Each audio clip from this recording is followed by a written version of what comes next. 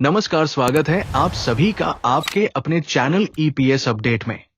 Pension धारकों, इस वक्त की आप सभी ईपीएस 95 पेंशन धारकों के लिए बहुत महत्वपूर्ण और इंपॉर्टेंट अपडेट आ रही है। जी हां दोस्तों, ईपीएस 95 पेंशन धारकों की पेंशन इंक्रीज को लेकर बड़ी खबर आ रही है। ईपीएस 95 बढ़ोतरी को लेकर बड़ी खबर, सभी पेंशन भोगियों को डीए के साथ हर महीने रुपए RS 8,000 मिलेंगे। जी हां दोस्तों, तो आप सभी की पेंशन जो है वो डीए के साथ RS 8,000 किस तरीके से हर महीने देखने को मिल जाएगी, इसके बारे में दोस्तों आज इस वीडियो के अंदर बात करेंगे। और इसी के साथ दोस्तों अगली बड़ी खबर की हम यहां पर चर्चा करेंगे। श्रम मंत्री के साथ ईपीएस 95 पेंशन धारकों की मांगों पर विस्तारपूर्वक चर्चा संपन्न।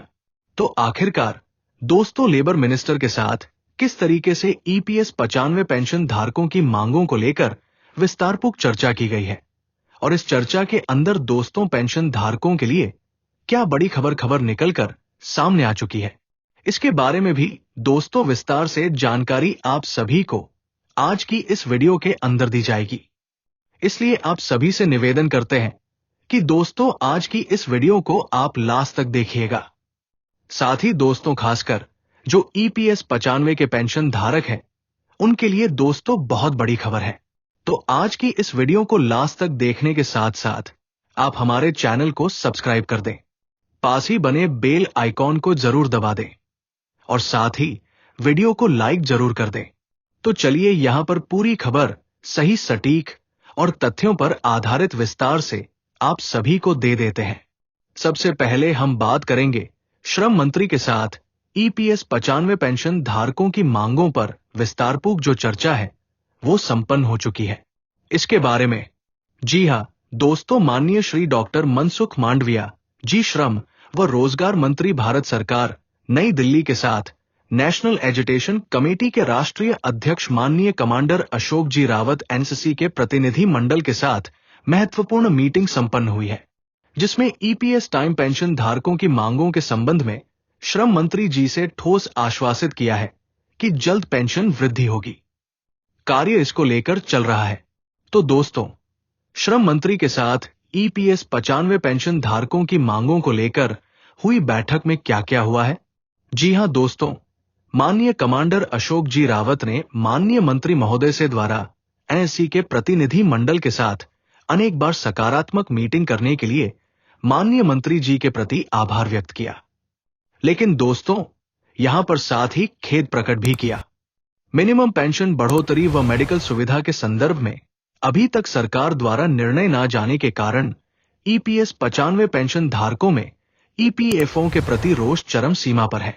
उच्च पेंशन लाभ के प्रकरणों में भी ट्रस्ट के नियमों को सामने रखकर ईपीएस 95 पेंशनर्स को भविष्य निधि कार्यालयों द्वारा परेशान किया जा रहा है। ईपीएस 95 पेंशनर्स की बढ़ती हुई मृत्यु दर को देखते हुए मिनिमम पेंशन को RSC 8,000 से बढ़ाकर 7,500 प्लस डीए करने के निर्णय को तुरंत लिया जाए। इसी के साथ नेशनल एजुकेशन कमेटी के प्रतिनिधि मंडल के द्वारा महत्वपूर्ण दस्तावेज भी मंत्री महोदय को सादर यहां पर जो है किए गए हैं। वहीं एपीएस 95 पेंशनर्स की मांगों पर श्रम मंत्री ने दिया है ठोस आश्वासन। माननीय श्रम मंत्री जी द्वारा प्रतिनिधि मंडल को बताया गया कि उनके मंत्रालय द्वारा मिनिमम पेंशन बढ़ोतरी पर प्रस्ताव तैयार कर वित्त मंत्रालय में भेज दिए गए हैं, लेकिन आप लोगों की अपेक्षा में थोड़ा कम है। वित्त मंत्रालय के द्वारा मिनिमम पेंशन की बढ़ोतरी पर चर्चा हेतु श्रम सचिव को बुलाया गया है, लेकिन इस विषय पर गंभीरता को देखते हुए मैं स्वचर्चा हेतु वित्त मंत्रालय जाऊंगा व माननीय वित्त मंत्री जी से ज्यादा निधि उपलब्ध करवाने का यहां पर हेतु निवेदन करूंगा। इस पर नेशनल एजुटेशन कमेटी की ओर से निवेदन किया गया कि वृद्ध पेंशनर्स का विषय सामाजिक समरसता का भी है, इसलिए पेंशन वृद्धि के विषय में माननीय प्रधानमंत्री जी की मध्यस्थता की नितांत आवश्यकता यहां पर रहेगी। प्रतिनिधि मंडल द्वारा ये पूछे जाने पर कि पेंशन वृद्धि कब तक हो जाएगी, कृपया ये भी आप बताइए। तो माननीय मंत्री महोदय जी ने मुस्कुराते हुए कहा कि मैं व्यक्तिगत रूप से इस पर काम में लगा हुआ हूं। उच्च पेंशन स्लैब के विषय में माननीय मंत्री जी ने बताया कि भविष्य निधि कार्यालय द्वारा प्रतिबिंबित प्रकरणों के निपटारे किए जा रहे हैं। मीटिंग के अंत में एक बार फिर से राष्ट्रीय अध्यक्ष कमांडर अशोक जी रावत के द्वारा पेंशन वृद्धि के संदर्भ में शीघ्र निर्णय लेते हुए हेतु निवेदन किया गया। माननीय मंत्री जी के प्रति आभार भी यहाँ पर जो है नेशनल एजुटेशन कमेटी के कमांडर अशोक जी रावत ने प्रकट किया है। वही दोस्तों, अगली बड़ी खबर लेकर बात करें तो EPS 95 pension increase get 8000 every month pension. जी हां दोस्तों, ईपीएस 95 पेंशन बढ़ोतरी को लेकर बड़ी खबर है कि सभी पेंशन भोगियों को महंगाई भत्ते के साथ हर महीने मिलेंगे R600000। जब रिटायरमेंट के बाद पैसे की तंगी हो जाती है तो पेंशन मामूली बढ़ोतरी भी जीवन रेखा की तरह महसूस हो सकती है। अब लाखों भारतीय सेवानिवृत्त लोगों के लिए आखिरकार कुछ सकारात्मक खबर है, खासकर उन लोगों के लिए जो कर्मचारी पेंशन योजना यानी कि ईपीएस 95 पर निर्भर है।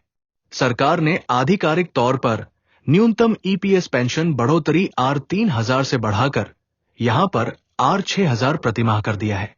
इस कदम का उद्देश्य सामाजिक सुरक्षा को मजबूत करना और उन बुजुर्ग नागरिकों को राहत प्रदान करना है जिन्होंने अपना जीवन सेवा के अंदर बिता दिया है। अब दोस्तों, यहां पर मैं बात करूं तो 2025 में ईपीएस पेंशन अपडेट में क्या-क्या बदल चुका है। पिछले वर्षों के विपरीत जहां पेंशन राशि स्थिर रही, इस वर्ष न्यूनतम मासिक पेंशन में भारी बढ़ोतरी की गई है। न्यूनतम ईपीएस पेंशन अब RS3000 से बढ़ाकर IRS8000 हो गई है। ये परिवर्तन सेवानिवृत्त श्रमिकों की वित्तीय गरिमा में सुधार लाने के लिए व्यापक प्रयासों का एक हिस्सा बताया जा रहा है। इस कदम से विशेष रूप से ग्रामीण क्षेत्र में रहने वाले लोगों, एकल महिला पेंशन भोगी और गरीब रेखा से नीचे रहने वाले परिवारों को मदद मिलेगी। वही दोस्तों, ईपीएस 95 पेंशन वृद्धि से आपको कैसे मदद मिलेगी, चलिए इसके बारे में बात करते हैं। दोस्तों, आइए समझते हैं सरल शब्दों के अंदर। ये पेंशन वृद्धि केवल संख्याओं के बारे में नहीं है,